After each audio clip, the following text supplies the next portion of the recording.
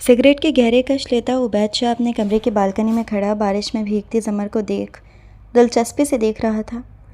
زمر اس کی بیمار پھپھو کی بیٹی تھی۔ اپنی بیمار ماں کے ساتھ اس گھر میں آئے سے 1 ہفتہ ہو چکا تھا، پر عبید شاہ جتنا مغرور تھا اس نے پھپھو یا زمر کو دیکھنے کی بھی زحمت نہیں کی تھی، لیکن اب لان میں گول گول گھومتی وہ بے پناہ حسین لگ رہی تھی۔ جب عبید کی نگاہ کچھ فاصلے پر کھڑے ملازم پر پڑی جو دلچسپی سے زمر کو دیکھ رہا تھا، ماتھے پر بل ڈالے وہ غصے سے لان میں آیا اور زمر کا بازو دبوچتے اسے اندر لے گیا۔ بہت شوق ہے اپنی نمائش کرنے کا، وہ غصے سے غرایا۔ زمر کی آنکھیں سہمنے سے مزید پھیل گئیں کہ وہ اس کی سخت گرفت میں مچل کے رہ گئی۔ میں نے کیا ہوا ہے بھائی؟ وہ آنسو بہاتی ٹوٹے ٹوٹے لہجے میں بولی تو عبید جو پہلے ہی اس کی خود سے غفلت پر تپا ہوا تھا، اس کے بھائی کہنے پر جی بھر کر بدمزہ ہوا تھا۔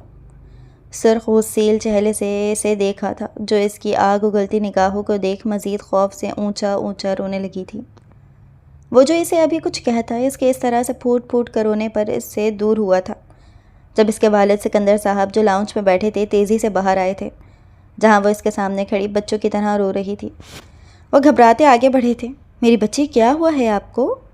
اسے سینے سے لگاتے متفکر سے استفسار کیا اور کینہ توڑ نگاہوں سے سامنے کھڑے عبید کو دیکھا تھا۔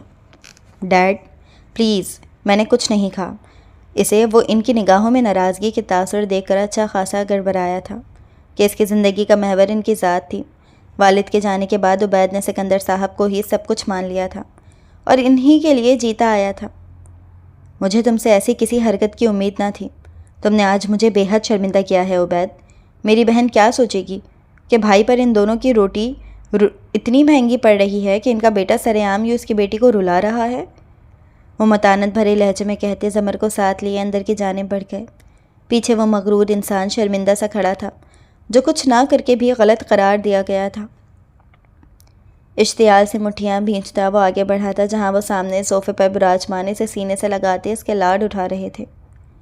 میری بیٹی رونا نہیں بس اب، وہ ذرا ایسا ہی پاگل ہے، غصہ ہر وقت ناک پر دھرا رہتا ہے۔ تم پریشان نہ ہو، آج ہم باہر چلیں گے، آپ کو کراچی گھما کے لائیں گے۔ اسے لاڈ کرتے وہ دونوں ایسے نظر انداز کر گئے تھے جیسے وہ وہاں موجود ہی نہ ہو۔ وہ کڑتا سامنے بیٹھا چیخا تھا، ڈیڈ یہ جو آپ کی لاڈلی ہے نا باہر بارش میں بھیگ رہی تھی اور گارڈ کی نظر اس پر پڑی تھی، بس مجھے غصہ آ گیا تھا اور اسی لیے میں اسے لیے اندر آ گیا۔ آپ نے تو مجھے ہی مورد الزام ٹھہرا دیا ہے، وہ مٹھیاں بیچتے ضبط سے بولا تو زمر نے اپنا پہلے سے پھیلا دوپٹہ مزید پھیلایا۔ شرمندگی سے سرخ پڑی تھی۔ مجھے نہیں پتا تھا ماموں جان، میں تو بس بارش دیکھ کر لب دباتے وہ روحاں سے بولے تو سکندر شاہ نے اس کے سر پر ہاتھ پھیرا تھا۔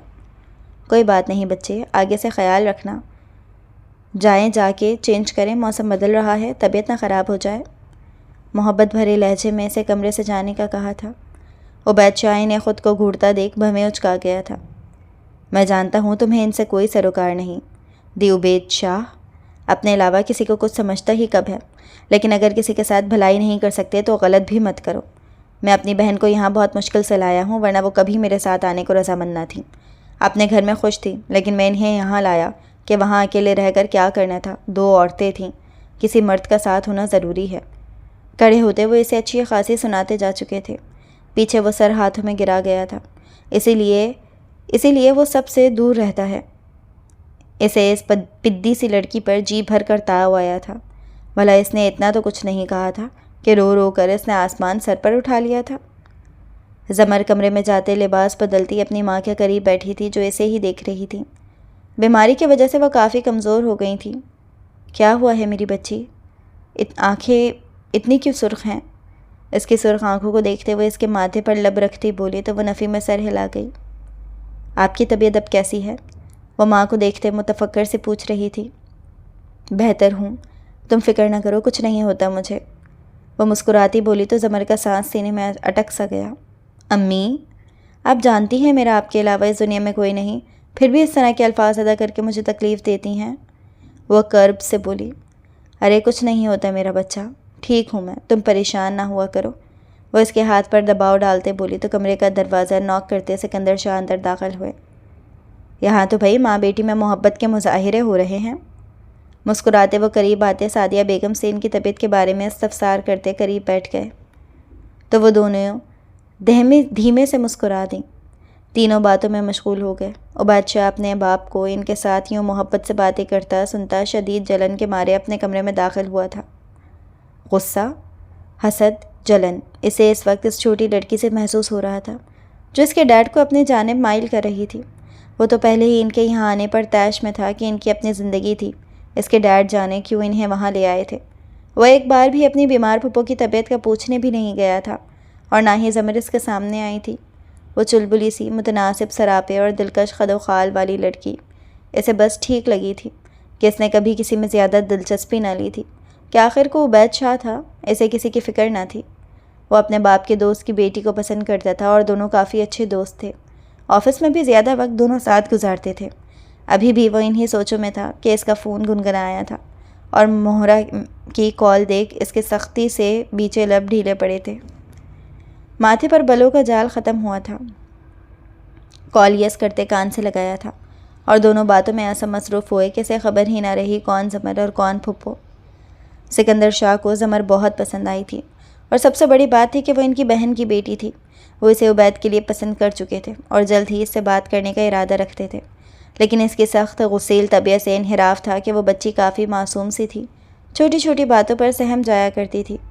وہ اس سے جلد بات کرنے کا ارادہ رکھتے تھے۔ دن گزرنے لگے تھے۔ زمر کی گھر کی ملازمت تک سے دوستی ہو چکی تھی۔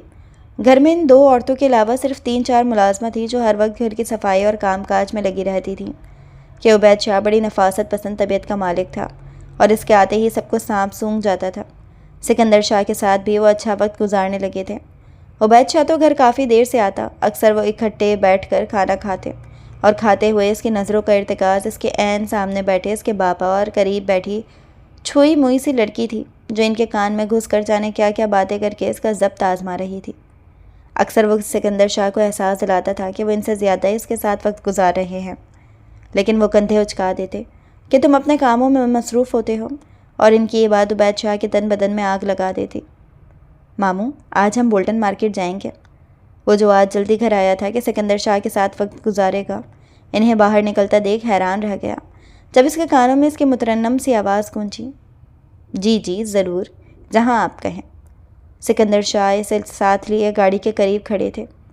ڈیڈ، کہاں جا رہے ہیں آپ؟ میں آپ کے لیے آفس سے جلدی آیا ہوں، وہ جھنجھلاتا ہوا بولا۔ بچے، زمر نے مارکیٹ جانا ہے، کچھ نیا ٹرائی کرنے، اگر آپ نے جانا ہے تو آ جاؤ۔ وہ جو انہیں انکار کرنے والا تھا، زمر کا انہیں آنکھوں ہی آنکھوں سے انکار کرنا اور بازو کھینچنے پر تاؤ میں آتا سر اسپات میں ہلا گیا۔ ٹھیک ہے، پھر میں بھی ساتھ چلتا ہوں، دیکھتا ہوں آپ لوگ کیسے انجوائے کرتے۔ بمشکل چہرے پر مسکراہٹ لاتا وہ گاڑی میں بیٹھ گیا۔ ڈرائیور کے ساتھ وہ بیٹھا تھا جبکہ وہ دونوں ماموں بھانجی بیک سیٹ پر بیٹھے تھے۔ کہاں جانا ہے؟ Bolton market. میں نے یوٹیوب پر دیکھا تھا وہاں بہت اچھے ڈریس ملتے اور پھر ہم وہیں کھانا کھائیں گے، وہ چہکتی بولی جبکہ عبید تو اس کی بات پر سلگ گیا تھا۔ اب وہ ان سڑکوں پر بیٹھ کر کچھ کھائے گا، لیکن مصلحتاً وہ خاموش رہا۔ بولٹن مارکیٹ تو وہ لوگ پہنچ گئے تھے، لیکن زمر نے انہیں چلا چلا کے تھکا دیا تھا اور اب عبید کا صبر جواب دینے لگا تھا۔ بس بھی کر دو، اب کہ آج ہی سب کچھ خریدنا ہے۔ اس کے ہاتھوں میں شاپنگ بیگ دیکھ کے وہ تپ کے بولا تھا، جو گھما گھما کے انہیں اچھا خاصا ہلکان کر چکی تھی۔ بس بیٹے، بیٹھ کر کچھ کھاتے ہیں، اب مجھے تو بھوک لگ گئی ہے۔ سکندر شاہ ڈرائیور کو کال کرتے اسے بیگ لیتے گاڑی میں رکھواتے ایک فوڈ کورٹ کی جانب گئے تھے۔ سیریسلی ڈیڈ، اب آپ یہ سب کھانے والے ہیں؟ وہ حیران سا انہیں دیکھ رہا تھا۔ ہاں تو میری بیٹی کو کھانا ہے، اور ویسے بھی پرانا وقت یاد کرنا چاہتا ہوں جب اپنے دوستوں کے ساتھ اسی طرح ٹھنڈی ہواؤں کے دوش پر بیٹھے ہم کھانا کھاتے تھے۔ وہ مسکراتے بولے۔ آرڈر کرو۔ ایک چھوٹا لڑکا جو قریب کھڑا انہیں دیکھ رہا تھا۔ زمر تو مزے سے چکن چیز پراٹھا، بن کباب، گرل فش منگوا چکی تھی۔ سکندر شاہ نے چکن لیگ اور ساتھ میں چپاتیاں آرڈر کی تھیں اور اب اسے آرڈر کرنے کا کہا تھا، جو ان دونوں کو عجیب نظروں سے دیکھ رہا تھا۔ صبح سے بھوکا تھا، کچھ کھایا نہ تھا کہ سکندر شاہ کے ساتھ بیٹھ کر ڈنر کرے گا، اور اب دونوں اسے اچھا خاصا ذلیل و خوار کر چکے تھے۔ بھوک سے الگ پیٹ میں چوہے کود رہے تھے۔ مرتے کیا نہ کرتے کہ مستاق اس نے ابھی اپنے لیے روسٹ آرڈر کیا تھا۔ باہر روشنیوں میں نہایا سما تھا۔ اسے فکر لاحق ہو گئی تھی کہ اگر اسے یہاں بیٹھے کوئی دیکھ لیتا تو کتنی سبکی ہونی تھی اس کو۔ ان دونوں کا آرڈر آ چکا تھا اور اب وہ دونوں اس کے سامنے بیٹھے رغبت سے کھا رہے تھے۔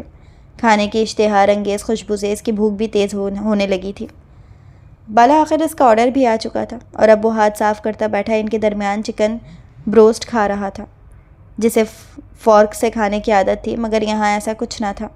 ہاتھ دھونے کے لیے کہا تو بچہ پانی کا گلاس ہاتھ میں تھما گیا۔ وہ لب بھینچتا سکندر شاہ کو دیکھنے لگا جو مزے سے چپاتی کو پانی والی چٹنی میں ڈبوتے کھا رہے تھے۔ اسے انہیں دیکھ کر یقین نہیں آ رہا تھا کہ یہ اتنی بڑی فرم کو چلانے والا شخص کراچی کے بازار میں بیٹھ کر کھانے سے لطف اندوز ہو رہا تھا، اور جیسے اسے لذیذ کھانا کبھی کھایا نہ ہو۔ خیر، بھوک سب کچھ کروا دیتی ہے۔ اس نے بھی ہاتھوں سے کھانا شروع کیا تھا، اور جب پہلا لقمہ منہ میں گیا تو ذائقے سے لطف اندوز ہوتا وہ داد دیتے اپنے ڈیڈ کو دیکھنے لگا۔ یہ بھی کھاؤ۔ وہ چپاتی اس کی جانب بڑھاتے بولے تو وہ منہ کھول گیا۔ بچپن کی یاد جیسے تازہ ہو گئی تھی۔ جب وہ ضد کرتا تو اس کی ماں اسے ایسے کھانا کھلاتی تھی۔ دونوں بیتے لمحات یاد کرتے نم سا مسکرا دیے تھے۔ ماموں مجھے بھی؟ زمر ان کی جانب دیکھتی بولی تو وہ ایک لقمہ توڑتے اس کے منہ میں بھی ڈال گئے۔ واو یمی کہتی وہ کولڈ ڈرنک کا سپ لے گئی۔ رات 2 بجے وہ لوگ لوٹے تھے، ایک خوبصورت شام گزار کر، جس کا آغاز تو عجیب ہوا تھا لیکن انجام خوبصورت۔ زمر ان کے شانے پر سر رکھے سو چکی تھی۔ جب وہ گھر پہنچے تو سکندر شاہ نے اسے پیار سے اٹھایا تھا۔ وہ باہر نکلی تو دوپٹہ گلے میں جھول رہا تھا۔ عبید شاہ اس لڑکے کو نوکری سے نکال چکا تھا، اس کے باوجود وہ اسے اس طرح گرتا پڑتا دیکھ سختی سے گرجا تھا۔ دوپٹہ صحیح سے لو، یہ سر پر رکھنے کے لیے ہوتا ہے، نہ کہ گلے کا پھندا بنانے کے لیے۔ سختی سے الفاظ ادا کیے تو وہ جو نیند سے جھول رہی تھی اس کی بات پر آنکھوں میں نمی چمکنے لگی تھی۔ سکندر شاہ جو باہر نکلے تھے آگے بڑھتے اس کے قریب آئے تھے۔ کیا ہو گیا عبید؟ بچی نیند میں تھی، نہیں پتہ چلا؟ وہ نرمی سے کہتے اسے ساتھ لگا گئے اور اندر کی جانب قدم بڑھائے۔ اپنی آنکھیں نیچے رکھا کرو ورنہ نکالنے میں وقت نہیں لگاؤں گا۔ گارڈ کو سخت نگاہوں سے دیکھتا گرجا تو وہ سر ہلا گیا۔ یہ وہی عبید شاہ تھا جس کی ہونے والی فیانس بغیر دوپٹہ کے لباس زیب تن کرتی تھی، اور اس نے کبھی روکا نہ تھا، اور آج سامنے موجود لڑکی کا ذرا سا دوپٹہ سرکنے پر کیسے طیش میں آیا تھا۔ صبح سب ناشتے کی میز پر بیٹھے تھے۔ عبید ابھی تک نہ آیا تھا۔ ملازمہ کتنی بار جا چکی تھی، اور ویسے بھی کسی میں ہمت نہ تھی کہ اس کے موجودگی میں اس کے کمرے میں جاتا۔ آج سعدیہ بیگم کی طبیعت بہتر تھی تو وہ بھی ان دونوں کے ساتھ ٹیبل پر بیٹھی تھی کہ سب مل کر ناشتہ کرتے ہیں۔ اتوار کا دن تھا، آفس سے ویسے چھٹی تھی، گھڑی 12 بجا رہی تھی۔ جاؤ بیٹا، آپ جگا لاؤ اسے، ورنہ ہمارا بھی ناشتہ ٹھنڈا ہو جانا ہے۔ سکندر شاہ نے اسے جانے کا اشارہ کیا تو وہ انہیں مسکین صورت بنائے دیکھنے لگی۔ جاؤ بھی زمر، ماموں جان کی بات نہیں سنی آپ نے؟ سعدیہ بیگم اس کا پھولا چہرہ دیکھتے بولی تو وہ ان سے ناراضگی کا اظہار کرتے منہ بناتی اٹھ گئی، جبکہ سکندر شاہ کے ہونٹوں پر خفیف سے مسکراہٹ چھائی تھی۔ وہ اس کے کمرے کے باہر کھڑی تھی۔ ایک دل کیا واپس پلٹ جائے، اسے سکندر شاہ پر غصہ آ رہا تھا۔ اللہ جی، اللہ پوچھے آپ کو ماموں جان کہاں پھنسا دیا، اس آدم ہور نے تو مجھے کچا چبا جانا ہے۔ وہ لب دباتے لا حول ولا قوت پڑھتی دروازے پر ہاتھ رکھتے دھکیلتے اندر داخل ہوئی تھی۔ اسے ہلکی ہلکی سی آواز سنائی دی تھی۔ ہائے، وہ تو سوئے ہوئے تھے، کہیں بھوت تو نہیں ہے ان کے کمرے میں؟ وہ آیت الکرسی کا ورد کرنے لگی، ہلکی روشنی میں قدم آگے کی جانب بڑھائے تھے۔ یا اللہ، یہ کمرہ ہے یا لان، یا ان کا ایک اور گھر؟ اس کا تو گھر بھی اس کمرے کے آگے چھوٹا تھا۔ وہ حیرت و استعجاب سے قریب تر ہوتی آواز پر قدم آگے بڑھانے لگی تھی جب سامنے کا منظر دیکھ کر اس کے دل خراش چیخ گونجی تھی۔ عبید شاہ جو اپنے دوست سے محو گفتگو تھا، سفید باتھ روب میں لپٹا ڈریسنگ میں کھڑا اپنا ڈریس نکال رہا تھا، پلٹ کر اس کی جانب دیکھا جو اسے دیکھتے اپنے ہونٹوں پر ہاتھ رکھے پھٹی پھٹی نگاہوں سے اسے دیکھ رہی تھی۔ واٹ دا، تم یہاں کیا کر رہی ہو احمق لڑکی؟ وہ بلند آواز میں گرجا تھا۔ شدید اشتعال میں آتا چہرہ سرخ پڑنے لگا تھا۔ وہ اس کے ہونٹوں سے بے ربطگی سے لفظ نہیں نکل رہے تھے۔ اب بکو بھی، وہ درستگی سے بولا تو وہ آنکھوں پر ہاتھ رکھ گئی۔ آپ پہلے کپڑے پہنیں۔ اس کے کپاتے ہاتھ کو دیکھتے عبید شاہ کو غصہ سوا نیزے کا ہونے لگا تھا۔ جاہل لڑکی، میں کیا تمہیں بے لباس دکھ رہا ہوں؟ کپڑے پہن رکھے ہیں میں نے۔ مجھے یہ بتاؤ تم کس کی اجازت سے میرے کمرے میں قدم رکھے ہیں؟ وہ ہتھے سے اکھڑا۔ ہاتھ نیچے کرو جلدی، ایک اور حکم دیا گیا۔ وہ ماموں جان نے بھیجا تھا، آپ نیچے نہیں آ رہے تھے، سب آپ کا انتظار کر رہے ہیں اس لیے۔ وہ ہکلاتے بولی۔ تو تمہیں کسی نے تمیز نہیں سکھائی، دروازے نوک کر کے آتے ہیں؟ وہ سختی سے بلا۔ ملازمہ گھنٹے سے دستک دے رہی تھی، مجھے لگا آپ کو معلوم ہوگا، اور سچی میں تو واپس جانے لگی تھی، پھر مجھے آپ کا خیال آیا کہیں آپ مصیبت میں نہ ہو۔ وہ اپنے گلابی لبوں کو دانتوں میں بھینچتی بولی۔ میں مصیبت میں؟ کیا اول فول بولے جا رہی ہو؟ نہیں، سچ میں آپ کے کمرے سے آوازیں آ رہی تھیں، مجھے لگا کہیں کوئی جن بھوت نہ ہو، بس اس لیے آگے آئی تھی، مگر وہ جن بھوت کوئی اور نہیں آپ تھے۔ واہ آہستگی سے آخری بات برابر کر گئی۔ کیا کہا؟ بھوت؟ جن؟ یہ سب فضول باتیں ہیں۔ جاؤ تم، میں آ رہا ہوں، اور آج کے بعد میری اجازت کے بغیر کمرے میں نہ آنا، سختی سے کہتا ہے اس کے منہ پر دروازہ بند کر گیا۔ بدتمیز، اکھڑ مزاج آدمی، کوئی ایسے بات کرتا ہے لڑکیوں سے؟ وہ منہ چڑھاتی ایسے ڈرائنگ روم میں آئی تھی، جہاں سعدیہ بیگم تو اپنا ناشتہ کر کے جا چکی تھیں۔ پیچھے سکندر شاہ ان کے منتظر تھے۔ اس نے آتے ہی انہیں گھورتے منہ بنایا تھا۔ آپ نے اچھا نہیں کیا میرے ساتھ، اپنے اس جلاد کھڑوس بیٹے کے پاس بھیج کر۔ اتنی انسلٹ کی ہے میری انہوں نے۔ وہ آنکھیں مٹکاتے بولی۔ ارے چھوڑو اسے، وہ تو ہے ہی ایسا جلا کٹا، اسی لیے تو کہا تھا تمہیں، اس سے ڈرا مت کرو، جواب دیا کرو۔ ویسے ہی خود کو پھنے ہاں سمجھتے ہیں، میں نے بھی جواب دیا ہے۔ وہ ماموں کی شے پر گردن اکڑاتی بولی تو وہ اس کا شانہ تھپ تھپاتے شاباشی دینے لگے۔ ایسے ہی بہادر بنو۔ کیا ہو رہا ہے؟ وہ ابھی کچھ اور کہتے کہ وہ قریب آتا گڈ مارننگ کہتا بیٹھ چکا تھا۔ وہ جو انہیں آنکھیں نکال رہی تھی، اس کے قریب بیٹھنے پر اس کا حلق خشک ہوا تھا۔ کلون کی گہری خوشبو نتنوں سے ٹکرائی تو دل میں عجیب سا احساس پیدا ہونے لگا تھا۔ آپ نے مجھے اتنا برا پھنسایا ہے، شیر کی کچار میں ڈال کر واپسی پر چاہتے ہیں میرے سر پر فتح کا سہارا ہو، فتح کا صحرا ہو؟ اور چہرہ حشاش بھرا وہ دانت پیستی انہیں سنا رہی تھی، جو مسکرا رہے تھے، وہ جو سکندر شاہ کی جانب جھکی ہوئی تھی اور ہولے ہولے بربرا رہی تھی، فٹ سے سیدھی ہو کر بیٹھی تھی جب وہ اس کے قریب جھکتے دھیمے لہجے میں بولے تھے۔ اسی لیے تو آپ کو بھیجا تھا کہ جا کے شیر کو شانت کریں۔ وہ مبہم سا بولے تو ان دونوں کو خسر پھسر کرتے دیکھ عبید کا دماغ گھوما تھا۔ ایسی کون سی باتیں ہیں جو ان کے ختم ہونے کا نام نہیں لیتی؟ وہ تو اپنے باپ پر حیران تھا جو ان کے آتے اسے بھلا بیٹھے تھے۔ وہ جانتا تھا سکندر شاہ کو بیٹی کا بہت شوق تھا۔ وہ بارہا اسے شادی کا بول چکے، ان کے گھر میں بھی رونق آئے گی، لیکن وہ انکار کر دیتا کہ صبرینہ ابھی شادی نہیں کرنا چاہتی تھی۔ سکندر شاہ جانتے تھے کہ وہ صبرینہ کو پسند کرتا تھا، لیکن انہیں وہ لڑکی کچھ خاص پسند نہ تھی۔ وجہ اس کا حد سے زیادہ بولڈ لباس اور بے باک لہجہ تھا، اور جانے کہ وہ لڑکی انہیں اچھی وائبس نہیں دیتی تھی۔ کچھ اس کا انداز، لیکن وہ کچھ نہ بولے تھے کہ ان کا بیٹا خوش تھا اس کے ساتھ۔ وہ جانتے تھے کہ وہ لڑکی گھر بسانے والی نہیں تھی اور کبھی ان کے ساتھ ایک چھت تلے نہ رہتی۔ وہ اپنے گھر کے لیے ایک ایسی سلجھی ہوئی لڑکی چاہتے تھے جو ان کے گھر کی رونق بخشے، ان کے سخت مزاج بیٹی کی زندگی میں خوشیوں کے پھول کھلائے، اور زمر کو دیکھ کر ان کا دل اسے اپنی بیٹی بنانے کا کیا تھا۔ اس کی کھلکھلاتی ہنسی کو وہ ہمیشہ کے لیے اس ولا کی در و دیوار میں محسوس کرنا چاہتے تھے۔ وہ ابھی بھی اس کے ساتھ مسکرا رہے تھے جب عبید سے نہ رہا گیا اور ان کی توجہ اپنی جانب مبذول کروانے کی خاطر گویا ہوا۔ ڈیڈ، انکل صفدر اور صبرینہ آ رہے ہیں آج ڈنر پر۔ میں نے انوائٹ کیا تھا کہ مل بیٹھ کر بیٹھتے ہیں، اور میں چاہ رہا تھا کہ آپ ان سے شادی کی بات کریں۔ وہ صاف الفاظ میں انہیں اپنی خواہش ظاہر کر گیا تھا، جس پر قریب بیٹھی زمر تو کافی خوش ہوئی تھی، جبکہ سکندر شاہ کچھ بے چین ہوئے تھے اور خاموش بھی، لیکن اپنے بیٹے کی خواہش کے لیے انہیں یہ رشتہ بھی منظور تھا، اس لیے ہنکار بھرا تھا۔ ٹھیک ہے، پھر جیسے تمہیں بہتر لگے، لیکن بس ایک بات کہنا چاہوں گا عبید، یہ ایک بہت بڑی ذمہ داری اور فیصلہ ہوتا ہے، اس لیے سوچ سمجھ کر کرنا جو بھی کرنا۔ جہاں تک مجھے لگتا ہے صبرینہ بھی اچھی خاصی ایگریسو لڑکی ہے، اور تم تو پہلے سے ہی انا کے مارے، اس لیے اپنے فیصلے پر نظر ثانی کر لو کہ گویا تم اس کے ساتھ زندگی گزار سکتے ہو۔ وہ معاملے کی نزاکت کو دیکھ کر گمبھیرتا سے اسے ساری بات سمجھا رہے تھے۔ Don't worry dad, she is a good girl, you know نا۔ جب وہ میرے ساتھ ہوتی ہے تو میرا وقت اچھا گزرتا ہے۔ جب مجھے زندگی میں کچھ دکھائی نہ دے رہا تھا، اندھیرا تھا، میری زندگی میں اس وقت وہ آئی تھی، میری زندگی میں۔ مجھے وہ دل و جان سے قبول ہے۔ ناشتہ ختم کرتا وہ نیپکن سے اپنے ہونٹ صاف کرتا اٹھ کھڑا ہوا تھا اور مضبوط چال چلتے باہر نکلا تھا۔ پیچھے وہ اسے جاتا دیکھ رہے تھے۔ وہ نہیں چاہتے تھے جو غلطی ان سے ہوئی تھی وہ ان کے بیٹے سے سرزد ہو۔ سکندر شاہ کی بیوی اور ان میں بے حد محبت تھی، لیکن وہ اپنے گھر کو اور عبید کو وقت نہیں دیتی تھی، اور جب سکندر شاہ نے روکنا چاہا تو وہ انہیں طلاق کا کہتی چلی گئی۔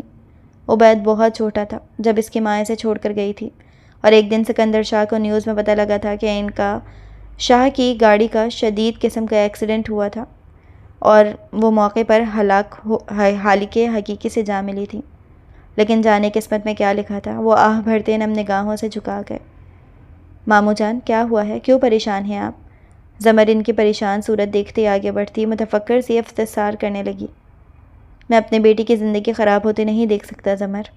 وہ لڑکی عبید کے جوڑ کی نہیں ہے، انتہا کی ضدی اور خود پسند۔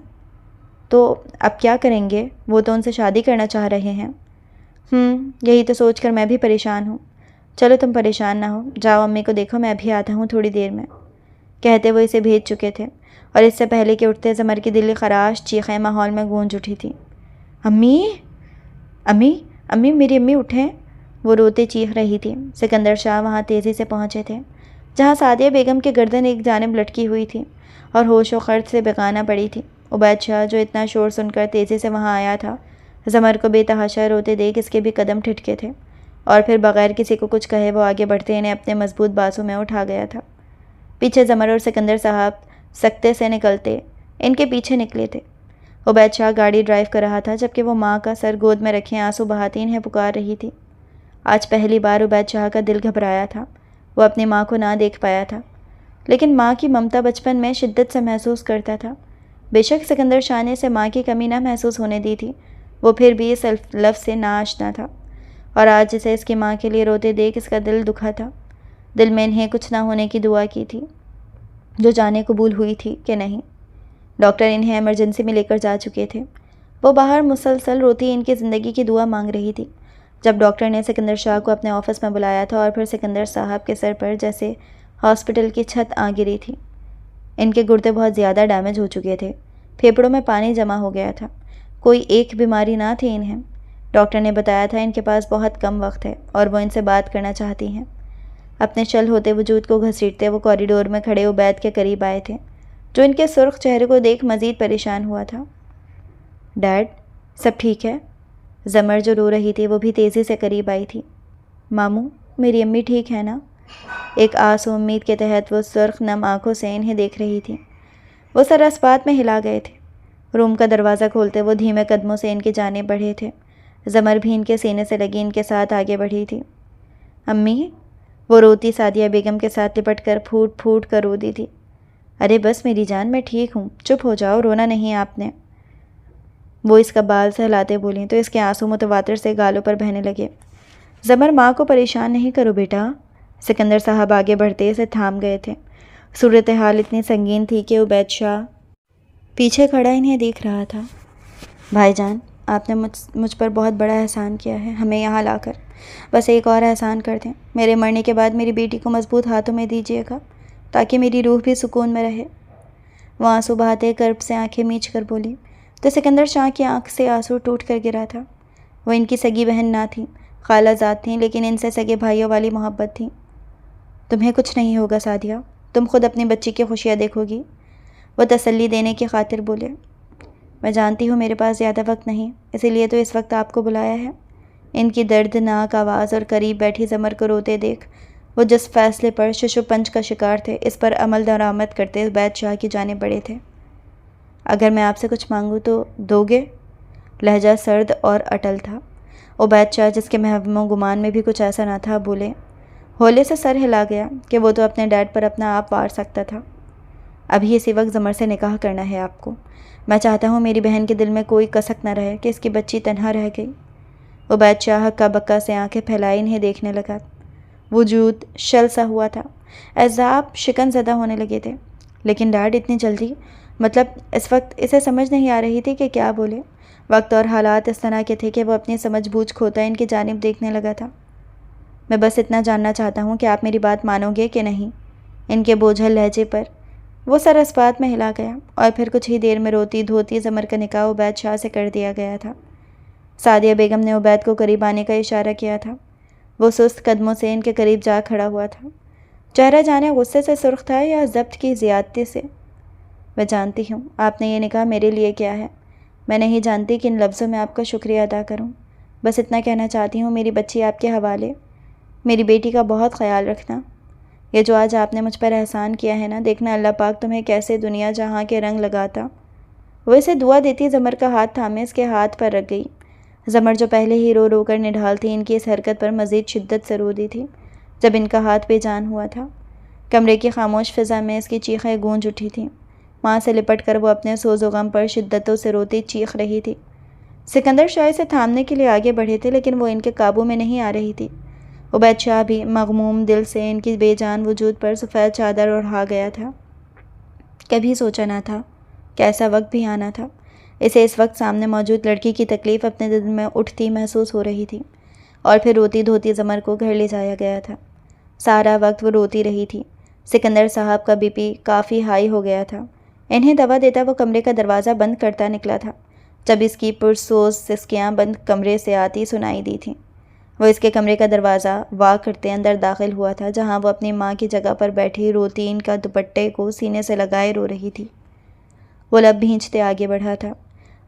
جانتا ہوں ناقابل تلافی نقصان ہوا ہے تمہارا، لیکن اس طرح رو کے تم انہیں تکلیف دے رہی ہو۔ چلو شاباش، اٹھو، یہاں آؤ۔ وہ اس کا بازو تھامے سے بیڈ کو دوسری جانب کرتا لٹا گیا تھا۔ اب اٹھنا نہیں، سو جاؤ، چلو۔ وہ جانتا تھا وہ اس سے ڈرتی تھی، اسی وجہ سے چہرے پر سنجیدہ تاثرات رکھے بولا تھا، اور وہ جو رو رہی تھی اس کا سخت انداز دیکھ کر آنکھیں صاف کرتی دوسری جانب لیٹی تھی۔ آنکھیں بند کرو جلدی، میں قریب ہی ہوں، کہتا وہ قریب بیٹھ گیا۔ وہ جو رو رو کر نڈھال ہو چکی تھی جلد ہی نیند میں چلی گئی۔ اس کی گہری ہوتی سانسیں اس بات کی گواہ تھیں۔ اس نے کھڑے ہوتے اس کے متورم پپوٹوں کو دیکھتے سر پر ہاتھوں کا دباؤ بڑھایا تھا۔ آج کا دن اس کے لیے بھی بھاری تھا۔ وہ یہ نکاح کر تو چکا تھا لیکن اب اضطراب میں گھڑا تھا کہ صبرینہ کو کیسے بتائے گا۔ دوسری جانب اس معصوم لڑکی کو دیکھ کر بھی دل دکھ رہا تھا جو چھوٹی عمر میں ماں باپ کے سائے سے محروم ہو چکی تھی۔ وہ سرخ و سفید رنگت والی دل فریب سی نرم و نازک سراپے والی لڑکی آن زرد رنگت میں گھڑی ہوش و خرد سے بیگانہ تھی۔ اس کی غلافی پلکیں ابھی بھی نم تھیں۔ اسے وحشت ہونے لگی تھی، سمجھ نہیں آ رہی تھی کہ کہاں جائے۔ وہ تو ایسی صورتحال میں پھنسا تھا کہ آگے دریا اور پیچھے کھائی تھی۔ وہ کہاں جاتا؟ برا پھنسا تھا وہ۔ اسے تو اس وقت اپنے حال پر ترس آ رہا تھا کہ وہ کیسے صبرینہ کو نکاح کا بتائے گا، اور وہ اس معصوم لڑکی کو اب کسی صورت نہیں چھوڑ سکتا تھا۔ وہ اس کی ماں سے وعدہ کر چکا تھا۔ شکستہ قدموں سے وہ اپنے کمرے کی جانب بڑھا تھا۔ اس کا دل و دماغ اس وقت اس قدر متاثر تھا کہ وہ سیدھا چینج کیے بغیر بیڈ پر گرا تھا، اور پھر دیکھتے ہی دیکھتے وہ گہری نیند میں جا چکا تھا، آڑا ترچھا لیتا۔ وہ عبید شاہ جو کبھی لباس بدلے بغیر سویا نہ تھا، آج اپنے تھکے اعصاب سے ڈھیر ہوا تھا۔ صبح اس کی آنکھ کھلی تو سر پکڑتے وہ اٹھ بیٹھا تھا۔ دماغ تھا کہ چکرا رہا تھا، درد سارے جسم میں گردش کرتی معلوم ہوئی تھی۔ وہ اٹھ کر سکندر شاہ کے کمرے میں گیا تھا جو اپنے کمرے میں نہیں تھے بلکہ زمر کے کمرے میں اسے سینے سے لگائے ہوئے تھے۔ وہ دونوں کو سامنے دیکھ گہرا سانس لے گیا تھا اور قریب آتے بیٹھا تھا۔ ڈیڈ، آپ کی طبیعت کیسی ہے؟ وہ سوالیہ نگاہوں سے ان کی جانب دیکھنے لگا۔ دھیان سارا زمر میں تھا جو آنسو بہائے خاموشی سے ان کے سینے میں سمائے ہوئے تھی۔ وہ لڑکی ایک پل کے لیے خاموش نہیں ہوئی تھی۔ باہر آ جائیں ڈیڈ، کچھ کھا لیں آپ لوگ۔ زمر نے بھی کچھ نہیں کھایا ہوگا۔ پہلی بار وہ اسے اس کے نام سے پکار رہا تھا۔ عجیب سی فیلنگ تھی۔ سکندر صاحب زبردستی سے ڈائننگ تک لائے تھے اور بمشکل اسے تھوڑا بہت کچھ کھلایا تھا۔ دن گزرنے لگے تھے۔ سکندر شاہ زیادہ سے زیادہ وقت اس کے ساتھ گزارتے جبکہ عبید شاہ بزنس سنبھال رہا تھا، لیکن ان دونوں کی جانب سے غفلت نہیں برتی تھی۔ وہ آفس سے جلدی واپس آنے لگا تھا۔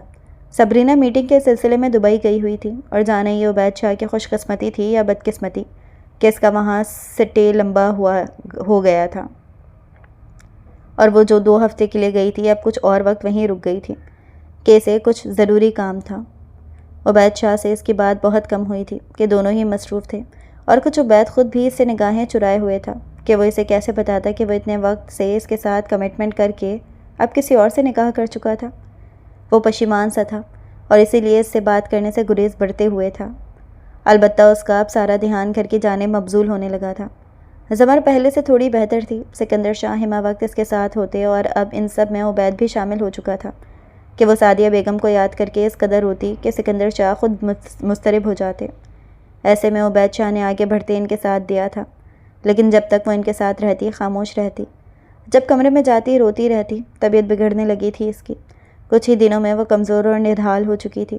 ڈاکٹر کے پاس لے کر گئے تو انہوں نے ذہنی دباؤ کا بتایا تھا اور کچھ سکون اور ادویات دی تھیں۔ سکندر شاہ خاموشی سے رات کے 12 بجے لان میں بیٹھے تھے۔ متفکر سے وہ گہری سوچ میں تھے جب عبید شاہ کافی کے 2 کپ تھامے ان کے قریب بیٹھا تھا اور 1 کپ ان کی جانب بڑھایا تھا جسے وہ خاموشی سے تھام گئے تھے۔ کیا بات ہے ڈیڈ، آپ کیوں اتنے پریشان ہیں؟ وہ ان کا مضطرب چہرہ دیکھ کر متفکر سا استفسار کرنے لگا۔ کچھ نہیں بیٹا، بس زمر کی فکر ہو رہی ہے۔ بچی بالکل اکیلی ہو گئی ہے، زندگی اور موت کا کچھ پتہ نہیں، جانے کب میری بھی آنکھ بند ہو جائے۔ وہ مخدورو منتشر ذہن سے کہتے کافی کا سپ لیتے سامنے دھند میں چھپے درخت دیکھنے لگے۔ سیاہ آسمان تلے دونوں اس وقت بغیر کسی گرم کپڑے کے بیٹھے تھے۔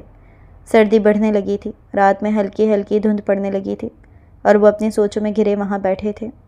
ڈیڈ، عبید شاہ کا دل بولا تھا، کیوں مجھے تکلیف دینے کے لیے اس طرح کے الفاظ استعمال کرتے ہیں؟ جانتے ہیں میری زندگی کا واحد رشتہ آپ ہیں میرے پاس، وہ کرلاتے دل کے ساتھ بولا۔ تو وہ مبہم سے مسکرا دیا۔ جانا تو سب کو ہے بیٹا، لیکن تم سے ایک عہد چاہتا ہوں۔ وہ اس کی جانب دیکھ رہے تھے جو الجھن بھری نگاہوں سے انہیں دیکھ رہا تھا۔ میں تمہارا بہت شکر گزار ہوں کہ تم نے میرے کہنے پر زمر سے نکاح کیا ہے۔ اب میں چاہتا ہوں تم لوگوں کی خاموشی سے رخصتی کر دوں۔ زمر جب تک اکیلی رہے گی ماں کے غم میں ڈوبی رہے گی۔ بیٹا وہ اب تمہاری ذمہ داری ہے، اس کے ساتھ وقت گزارو، ایک دوسرے کو سمجھو، اور ہاں مجھ سے وعدہ کرو تم زمر کا بہت خیال رکھو گے، کبھی اسے تنہا نہیں چھوڑو گے۔ اور وہ آس بھری نگاہوں سے اسے دیکھ رہے تھے، اور عبید شاہ جو اس نکاح کو بس وقتی نکاح سمجھ بیٹھا تھا، سکندر شاہ کو اتنا سنجیدہ دیکھ کر پتھر ہوا تھا۔ دل میں وحشت برپا تھی، وہ کسی اور کو پسند کرتا تھا۔ نگاہوں میں وہ دھان پانسی روتی ہوئی نازک لڑکی کا عکس نمایاں ہوا تھا۔ دل و دماغ عجب کشمکش کا شکار تھے جہاں وہ پھنس کے رہ گیا تھا۔ سکندر شاہ کی آنکھوں کی جلتی جوت کو وہ چاہ کر بھی بجھا نہیں پایا تھا اور ان سے وعدہ کر بیٹھا تھا۔ دل میں ہلچل مچی تھی۔ میرا شیر، میرا بیٹا، وہ اسے سینے سے لگا گئے تھے۔ عبید شاہ ان کے شانے پر سر رکھا تھا، آنکھیں ہلکی سی نم تھیں۔ وہ آج اپنی محبت جو کہ صرف پسندیدگی کی حد تک تھی، اس سے ہمیشہ کے لیے دور ہو چکا تھا۔ اگلے دن زمر کو خاموشی سے اس کے کمرے میں شفٹ کر دیا گیا تھا۔ وہ جو پہلے ہی پریشان حال تھی، اس تبدیلی پر چکرا کے رہ گئی تھی۔ سارا وقت تو آفس رہا تھا اور وہ باہر لاؤنج میں تو کبھی لان میں، لیکن اب رات کا وقت تھا۔ وہ جھجکتے کمرے کا دروازہ کھولتی اندر داخل ہوئی تھی۔ آنکھیں نیند سے بوجھل تھیں۔ سامنے جہازی سائز بیڈ کو دیکھتی وہ ہچکچاہٹ کا شکار تھی، اور پھر دھیمے قدموں سے آگے بڑھتے وہ بیڈ کی ایک طرف بڑھی تھی اور خاموشی سے لیٹتے آنکھیں موند گئی تھی۔ عبید جو آج کافی دیر سے آیا تھا، آتے ہی سیدھا اپنے کمرے کی جانب بڑھا تھا اور دروازہ کھولتے ہی کمرے میں چھائی مدھم زرکاری روشنی پر آگے بڑھتے لائٹ آن کی تھی اور کمرہ فوراً روشنیوں میں نہایا تھا۔ سامنے موجود وجود کو دیکھتے اسے جھٹکا لگا تھا، جو کمفرٹر اوڑھے گہری نیند میں تھی۔ فریش ہوتے وہ باہر نکلا تھا اور قدم اس کی جانب بڑھائے تھے۔ جو آڑھی ترچھی سوئی اپنی تمام تر خشر سامانیوں سمیت اس کے دل کی دھڑکن تیز کر گئی تھی۔ اس سے نظر چراتے وہ اپنے بدلتے احساسات کو نظر انداز کرتے بتی بجھاتے اس کی دوسری جانب لیٹا تھا، جب اس کا نازک ہاتھ اس کے سینے پر آ ٹھہرا تھا۔ وہ گہرا سانس لیتے اس کا ہاتھ دور ہٹا گیا تھا اور آنکھیں موند گیا، جب ایک ہلکا پھلکا سا وجود اسے اپنے بے حد قریب محسوس ہوا تھا۔ اور وہی ہوا، اس نے آنکھیں کھولیں تو وہ اس کے سینے پر ہاتھ رکھے شانے پر سر رکھے ہوئے تھی۔ یہ لڑکی میرا ضبط آزما رہی ہے، کہتا وہ آنکھیں موند گیا۔ صبح زمر کی آنکھ اس سے پہلے کھلی تھی اور خود کو اس کے اتنے قریب پا کر اس کے جیسے ہاتھ پیر پھولے تھے۔ وہ جھٹکے سے اس سے دور ہوئی تھی، شرمندگی سے چہرہ سرخ پڑا تھا، جانے وہ اس کے بارے میں کیا سوچ رہا تھا۔ شرم سے حسین نقوش سرخ پڑے تھے۔ اٹھتے وہ فریش ہونے گئی تھی کہ اس کے جاگنے سے قبل وہ کمرے سے نکل سکے، مگر افسوس کہ جب وہ فریش سے دھلے چہرے سے باہر آئی تو وہ اٹھ چکا تھا۔ زمر ایک نگاہ اس کی جانب دیکھا جو فون پر کسی سے بات کر رہا تھا اور خاصا زچ تھا۔ نہیں یار، ایسا کچھ نہیں، رکو سنو تو صحیح، وہ جھنجھلائے لہجے میں کہتا ماتھے پر ہاتھ پھیر رہا تھا۔ جب وہ دھیمے قدم اٹھاتے اس کے قریب آتے اپنا دوپٹہ اٹھانے کے لیے جھکی تھی، جب سرد سے عبید نے اس کا ہاتھ تھاما تھا۔ فون وہ بند کر چکا تھا اور اب نگاہوں کا مرکز زمر کی جھکی نگاہیں اور چہرہ تھا جو شرم و حیا کی سرخی سے مزید حسین لگنے لگے تھے۔ رات کو بہت تنگ کیا ہے تم نے چھوٹی لڑکی، وہ اسے چھوٹی لڑکی پر زور دیتا ہوا بولا، تو زمر نے ہونک بنے چہرے سے اسے دیکھا۔ میرے بیڈ پر اچھا خاصا قبضہ کیے ہوئے تھی تم، اور میرے ساتھ چپکی ہوئی بھی، شرارت سے کہتا وہ اس کے چہرے کے بدلتے تاثرات دیکھ رہا تھا۔ میں تو نہیں، اس کے روحاں سے چہرے کو تکتا وہ اس کی معصومیت پر لب دبا گیا کہ اس کی سرخ رنگت اسے مزہ دے رہی تھی۔ اچھا اب رو نہ دینا، جاؤ ناشتہ لگواؤ، میں فریش ہو کر آتا ہوں، کہتے وہ مسکراتا واش روم کی جانب بڑھ گیا۔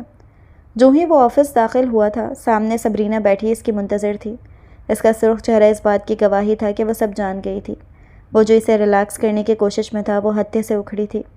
عبید شاہ، کیا آپ اپنی کمٹمنٹ سے پھر گئے ہیں؟ جب آپ جانتے تھے کہ بہت جلد ہماری شادی ہونے والی ہے تو کیوں نکاح کیا اس سے؟ وہ غصے اور اشتعال سے بھپری شیرنی کی طرح دھاری تھی۔ صبرینہ ٹرائی ٹو انڈرسٹینڈ یار، اس کی ماں مر رہی تھی۔ مجھے یہ قدم اٹھانا پڑا۔ میں نے سوچا تھا ڈیڈ سے بات کروں گا ہمارے رشتے کے متعلق، لیکن ڈیڈ کبھی مجھے اسے چھوڑنے نہیں دیں گے۔ وہ اس کے چہرے پر رقم جنون خیزی دیکھ بے بس سا بولا تھا۔ میں کچھ نہیں جانتی عبید شاہ، تم صرف میرے ہو، یہ بات جان لو۔ میں جان لے لوں گی، اس لڑکی کی بھی اور تمہاری بھی، اگر مجھے چھوڑنے کا سوچا بھی تو۔ زخمی شیرنی بنی وہ اسے اشتعال سے دیکھتی وارننگ دے رہی تھی۔ کچھ وقت انتظار کرو، میں ڈیڈ سے بات کروں گا، لیکن میں اس کو طلاق نہیں دوں گا۔ اس کا کوئی نہیں ہمارے علاوہ یار۔ وہ اس کا ہاتھ تھامے بولا تو اس کی بات سنتی وہ ہاتھ چھڑوا گئی۔ بالکل نہیں، تم اسے چھوڑو گے، ہم خود اس کی کسی اچھے لڑکے سے شادی کروائیں گے، لیکن تمہاری زندگی میں صرف میں صبرینہ رہوں گی، شدت پسندی سے کہتی وہ وہاں سے جا چکی تھی۔ پیچھے وہ پریشان حال سا سر تھامے بیٹھ گیا تھا۔ وہ گھر داخل ہوا تو کچن سے آتی کھٹ پٹ پر اپنا بیگ ایک جانب رکھتے آگے بڑھا تھا، جہاں کک ایک جانب کھڑے انہیں کچھ بناتا دیکھ رہا تھا۔ زمر اور سکندر شاہ پیزا بنانے کی ناکام کوشش میں لگے تھے۔ 2 پیزا وہ جلا چکے تھے اور اب تیسرے کی تیاری تھی۔ یہ کیا کر رہے ہیں آپ دونوں؟ سارا کچن پھیلا پڑا تھا۔ آگے بڑھتے دیکھا تھا جہاں وہ پیزا پر چکن رکھ رہے تھے۔ ڈیڈ، کک کس لیے ہے؟ وہ بنا دیتے ہیں آپ لوگوں کو، آپ نے جو کھانا۔ ایک نگاہ زمر پر ڈالی تھی، جو پرپل سادے سے ڈھیلے جوڑے پر سفید کھلا سویٹر پہنے، بالوں کا میسی سا جوڑا بنائے، سرخ و سفید رنگت سے جھکی بڑی دل جمی سے بنا رہی تھی۔ اس کی نظروں کا ارتکاز محسوس کرتے زمر کے ہاتھ کانپے تھے۔ عبید نے آگے بڑھتے کوکنگ رینج کا ٹائمر سیٹ کیا تھا، کک سے پوچھ کر، اور بالآخر تیسرا پیزا تھوڑا بہتر بنا تھا۔ اسے وقت کا اندازہ نہ ہوا کہ وہ ان دونوں کے ساتھ لگا رہا، یوں ہی ایک دوسرے کے ساتھ وقت گزرنے لگا تھا، اور زمر کے ساتھ وقت گزارتے اسے احساس ہونے لگا تھا کہ اسے صبرینہ سے کبھی محبت نہ تھی، وہ صرف ایک پسندیدگی تھی۔ زمر کو دیکھ کر اس کے ساتھ وقت گزار کر اسے اچھا لگتا تھا۔ دونوں کافی اٹیچ ہو چکے تھے۔ ان کا گھر اب صحیح معنوں میں گھر لگنے لگا تھا۔ زمر کا ہاتھ تھامے وہ سمندر کے کنارے بیٹھا تھا۔ آتے جاتے لوگوں کو دیکھتے وہ باتیں کر رہے تھے، جب اچانک زمر نے اونٹ کو دیکھتے اس کی سواری کا شور مچایا تھا، اور بالآخر اس کی ضد پوری کرتے وہ دونوں بیٹھے تھے۔ تم مجھ سے وہ کام کرواتی ہو جو میں نے زندگی میں کبھی نہیں کیا۔ وہ جھنجھلا سا گیا۔ اونٹ پر بیٹھتے جب وہ کھڑا ہوا تو زمر نے عبید شاہ کے چوڑے سینے میں چہرہ چھپایا تھا۔ عبید شاہ کو اپنا دل باہر نکلتا محسوس ہوا تھا۔ اس لڑکی کی مہک ہی اسے مدہوش کر دیتی تھی۔ وہ اس کا ڈکٹ ہوتا جا رہا تھا۔ ایک بھرپور دن گزار کر دونوں واپس آئے تھے۔ صبرینہ 1 مہینے سے اسے رابطہ کرنے کی کوشش میں تھی، نہ وہ اسے آفس میں ملتا تھا۔ کل جب وہ گھر آ گئی تو وہ وہاں بھی نہ تھا۔ اس کا دماغ غصے سے ابلنے لگا تھا۔ میں نہیں چھوڑوں گی اس لڑکی کو، اس نے مجھ سے میرا عبید چھینا، اب میں بتاؤں گی اسے میں کون ہوں۔ نفرت و حقارت سے کہتی وہ کسی کو فون کرنے لگی تھی۔ اگلے دن عبید اور سکندر شاہ آفس کے لیے نکلے تھے کہ انہیں کچھ ضروری کام تھا تو جانا پڑا تھا۔ دن کا وقت تھا جب ملازمہ نے آتے اسے بتایا تھا کہ گیٹ پر کوئی عورت آئی ہے اور آپ سے بات کرنے کا بول رہی ہے، شاید آپ کو جانتی ہے، آپ سے ملنا چاہتی ہے۔ زمر شش و پنج میں مبتلا گیٹ کے پار گئی تھی جہاں ایک عورت کھڑی تھی۔ جی کون ہیں آپ، کیا بات کرنی ہے؟ اس سے پہلے کہ وہ مزید کچھ بولتی کسی نے اس کی ناک پر رومال رکھتے اسے بے ہوش کیا تھا اور گاڑی میں ڈالتے فرار ہوا تھا۔ گارڈ جو اندر واش روم گیا تو جب آیا گیٹ پر کوئی موجود نہ تھا۔ پریشان حال سا وہ اندر بھاگا تھا اور پھر تھوڑی دیر میں اس کی گمشدگی کی خبر عبید اور سکندر شاہ کو بھی دے گئی تھی، جو متفکر سے واپس گھر آئے تھے۔ ایسا کیسے ہو سکتا ہے کوئی اسے لے گیا اور تم لوگ کچھ نہ کر سکے؟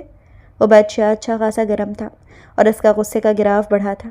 کیمرے میں فوٹیج دیکھی تو کوئی عورت اس کے چہرے پر رومال رکھ رہی تھی اور ایک گاڑی میں ڈالا تھا، جبکہ وہاں 2 گاڑیاں موجود تھیں، اور دور کھڑی گاڑی پر نگاہ پڑتے ہی وہ سمجھ گیا تھا یہ سب کس نے کروایا ہے۔ وہ غصے سے مٹھیاں بیچتا باہر نکلا تھا۔ کوئی ہے پلیز، دروازہ کھولو، مجھے یہاں کیوں رکھا ہے؟ وہ جیسے ہی ہوش میں آئی تھی روتی دروازہ بجا رہی تھی۔ چیخ چیخ کے گلا بند ہونے لگا تھا۔ وہ روتی دروازے سے ٹیک لگا گئی۔ وہ نہیں جانتی تھی وہ کہاں ہے۔ 1 گھنٹے سے وہ چیخ رہی تھی، دروازہ بجا رہی تھی، لیکن کوئی نہ آیا تھا۔ اس کا دل گھبرانے لگا تھا، جانے اس کے ساتھ کیا کرنے والے تھے، کون لوگ تھے۔ وہ دل میں عبید کے جلدی آنے کی دعا کرنے لگی۔ امی، ماموں، عبید، کوئی تو بچاؤ مجھے۔ عبید غصے سے بھرا صبرینہ کے فارم ہاؤس گیا تھا، جو شہر سے قدرے سنسان راستے پر تھا، اور صبرینہ کی لوکیشن وہی کی شو ہو رہی تھی۔ غصے اور اشتعال سے مٹھیاں بھیجتے وہ بھڑکتا دروازہ اٹھا ٹھا کی آواز سے کھولتا اندر داخل ہوا تھا، جہاں صبرینہ بیٹھی تھی۔ عبید تم یہاں؟ وہ چہرے پر گھبراہٹ لیے ہوئے بولی تھی۔ ہاں میں۔ مجھے تم سے اس گھٹیا حرکت کی امید نہیں تھی صبرینہ، تم نے میرے گھر سے میری بیوی کو کڈنیپ کروایا۔ وہ دھاڑا تھا۔ نہیں ہے وہ تمہاری بیوی، وہ نیچ ذات۔ صبرینہ عبید شاہ کی دھاڑ پر 2 قدم پیچھے ہوئی تھی۔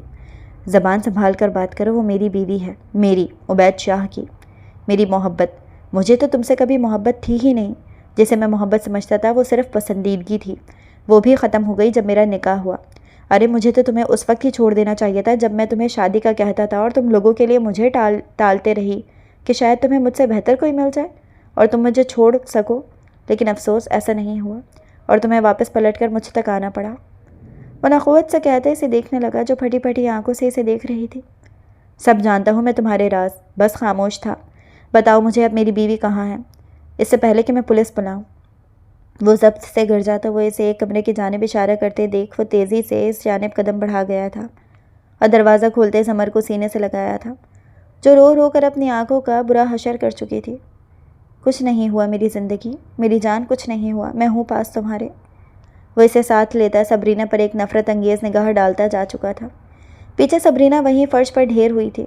گھر آتے ہی سکندر شاہ نے اسے سینے سے لگایا تھا۔ میری بچی، ڈرا دیا تھا ہمیں، میری جان نکلنے والی ہو گئی تھی۔ اسے سینے سے لگاتے بولے تو وہ بھی پرسکون ہوتی ان کے سینے پر سر ٹکا گئی۔